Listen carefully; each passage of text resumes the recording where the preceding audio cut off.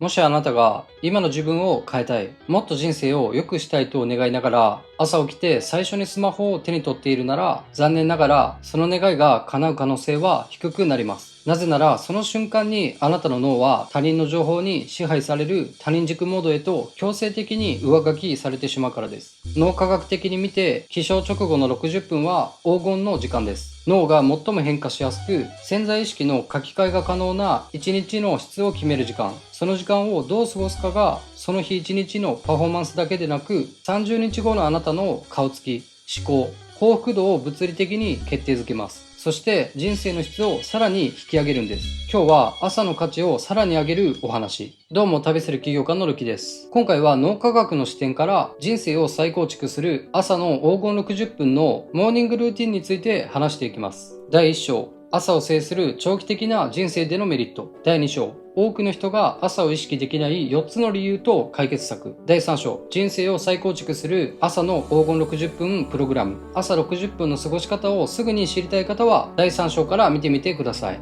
でも人生を根本から変えていきたい人は最初から最後まで見て実践すれば30日後のあなたは別人級に進化しているかもしれません。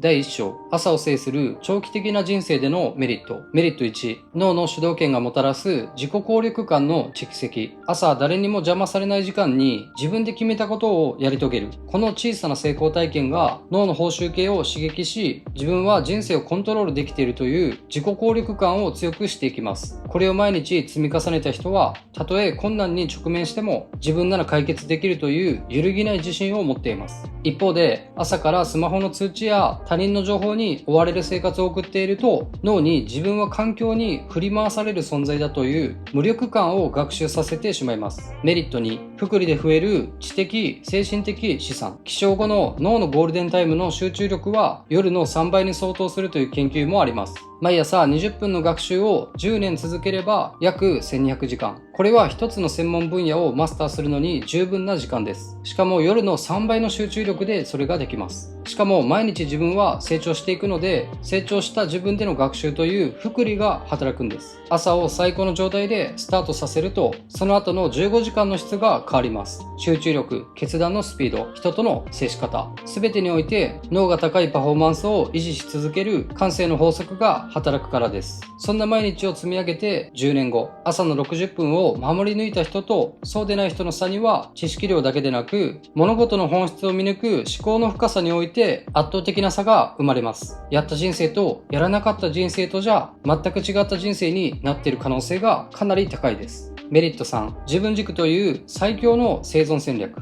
現代は特に情報の波に飲み込まれやすい時代です。朝の60分で自分はどう生きたいか、何に集中したいか、どう成長したいかを再確認する習慣は人生における羅針盤を持つことと同じです。羅針盤がある人は世間の流行や他人の評価や意見に惑わされず、最短距離で自分の理想にたどり着きます。朝を制することは人生という長い物語で迷子にならないための最強の手段なんです。このように人生を長期で見た時にも価値のある朝の過ごし方をすることによっての大きなメリットがあります。で、多くの人は朝のいい習慣ってなんとなくは理解していると思います。けど多くの人がやっていない。その理由と構造を次に見ていきます。第2章、多くの人が朝を意識できない4つの理由と解決策。その1、意志力で決めてる。多くの人が明日こそは早く起きていい時間を作るぞと気合で解決しようとしますが、それはモチベ、根性という最もブレやすいエネルギーに頼っているから失敗します。その日のモチベに左右されずにプログラムしていくことが肝心です。2、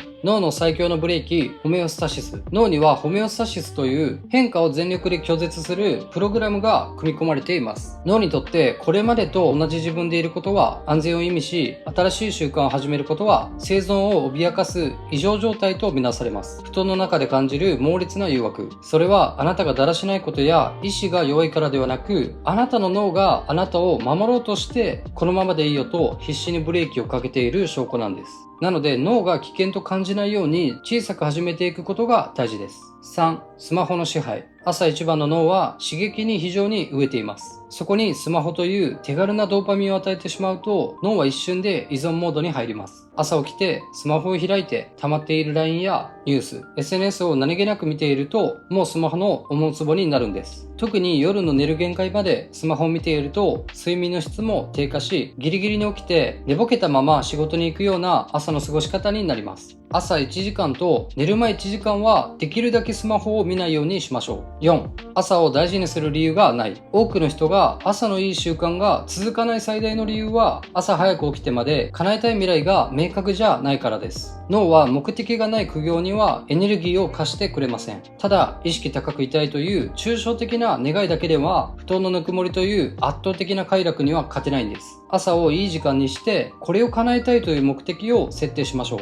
第3章、人生を再構築する朝の黄金60分プログラム。1、冷水シャワーまたは冷水洗顔10分。まず朝の5時から6時には起床します。そしてすぐに冷水の時間です。スタンフォード大学のヒューバーマン教授も提唱するように、冷水シャワーや冷水洗顔は脳の最強のチートコードです。冷たさが皮膚を刺激した瞬間、脳内では集中力を司るノルアドレナリンが最大300% も急上昇します。コーヒーを飲むよりはるかに早く、深く脳の霧が晴れていくのを感じるはずです。さらにこの冷たさに耐える数秒間が自律神経を鍛え、日中のストレスに動じない鋼のメンタルを作ります。いきなり全身シャワーが辛ければ、まずは洗顔の後の10秒の冷水だけで OK。自分の意思で脳を覚醒モードへ切り替えましょう。ただし1点だけ注意点があります。冷水は心臓や血管に強い刺激を与えます。高血圧の方や心臓に持病がある方、体調が優れない方は決して無理をしないようにしましょう。まずはぬるま湯から始めて、少しずつ温度を下げるなど、ご自身の体と相談しながら進めることが大事です。2、散歩と日光浴20分。冷水で脳を起動した後は20分間の散歩に出ましょう。ポイントは起床から20分以内に太陽の光を浴びること。これによって幸せホルモンのセロトニンがより分泌され、メンタルが劇的に安定します。それだけではなく、この朝の光がタイマーとなり、15時間後の最強の睡眠を自動予約してくれるんです。さらに、ただ歩くのではなく、一定のリズムで体を動かすリズム運動が脳の雑音を消し、クリエイティブなアイデアを引き出してくれます。一人で歩く時間は自分と対話するための動く瞑想です。スマホを家に置いて、ただ朝日を浴びて歩く。この20分があなたの1日の解像度を別次元に引き上げてくれます。で、暑い時期は散歩を先にして、冷水シャワーを後にしてもいいし、シャキッとさせて散歩に行きたいならこの順番でも大丈夫です。どちらも試してみて自分に合う順番で取り入れましょう。3、マインドフルネス瞑想5分。あえて5分間何もしない静寂を作ります。マインドフルネスとは過去の後悔や未来の不安から離れ、今この瞬間に意識を置く訓練です。ハーバード大学の研究でも継続的な瞑想は脳のストレス中枢である扁桃体を鎮め、高い判断力を司る前頭前野を活性化させることが証明されています。散歩で活性化した脳は放っておくと、あれもやらなきゃこれもやらなきゃとノイズで溢れてしまいます。そこでこの5分間、ただ呼吸の感覚に集中しましょう。瞑想は僕も5年間ほど朝と夜にやっていますが、幸福度がすごく上がるのと、第六感的な直感が冴えるようになります。で、多くの人は信じてないし、やらないけど、世界のエリートたちはやっている習慣なので、取り入れたら強力な武器になります。4、書く瞑想5分。瞑想で頭の中がクリアになったら、次はその静寂を言葉に変えていきます。やることはシンプルです。ノートを開き、今この瞬間の感情や、今日どうしても成し遂げたい自分との約束をありのままに書き出すだけ。UCLA の研究によれば、感情を言語化するだけで脳の不安を司る扁桃体の活動が抑えられることが分かっています。つまり書くことは脳のデトックスなんです。多くの人は朝一番に LINE や SNS をチェックして他人からのリクエストで一日を始めてしまいます。でもこの5分間は自分のことを書いてください。紙に書く力って想像以上に強いので5分だけでも毎日書いていきましょう。5、最優先事項への着手20分間。ルーティンの最後はあなたの人生にとって最も重要で最も重いタスクに20分だけ全力で着手します。脳科学において起床後の3時間は集中力と創造性が最大化する時間帯です。この20分間はメールも SNS もスマホの通知もすべて遮断してください。20分と聞くと短く感じるかもしれません。しかし完全にフロー状態に入った20分は疲弊した夜の2時間に匹敵する価値があります。自分一人の集中した時間をどう使うかが人生の質を決めます。毎日誰にも邪魔されない聖域で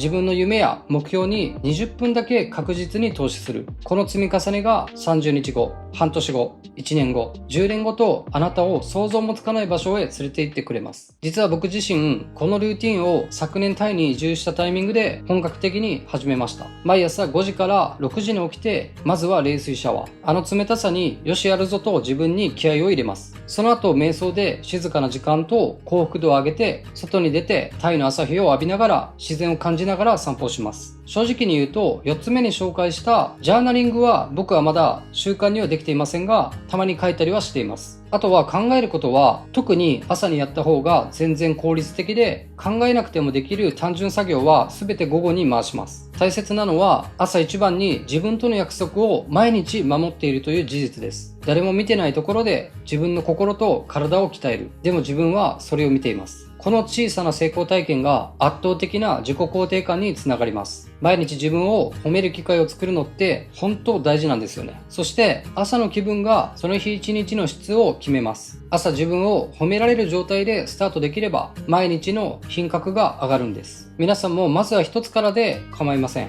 いい朝の習慣を取り入れて自分との約束を毎日果たす心地よさをぜひ味わってみてください。ぜひあなたの意気込みや感想などあればコメントで教えてください。このチャンネルではこれからも旅と人生にまつわる動画や世界の実業家たちのためになる情報、そして自己理解や成功法則を軸にあなたの人生のスイッチを押す発信をしていきます。ここまで見てくれているあなたはさらに自己成長できるすごい人です。共にいい人生にしていきましょう。最後までありがとうございました。ではまた次の動画で会いましょう。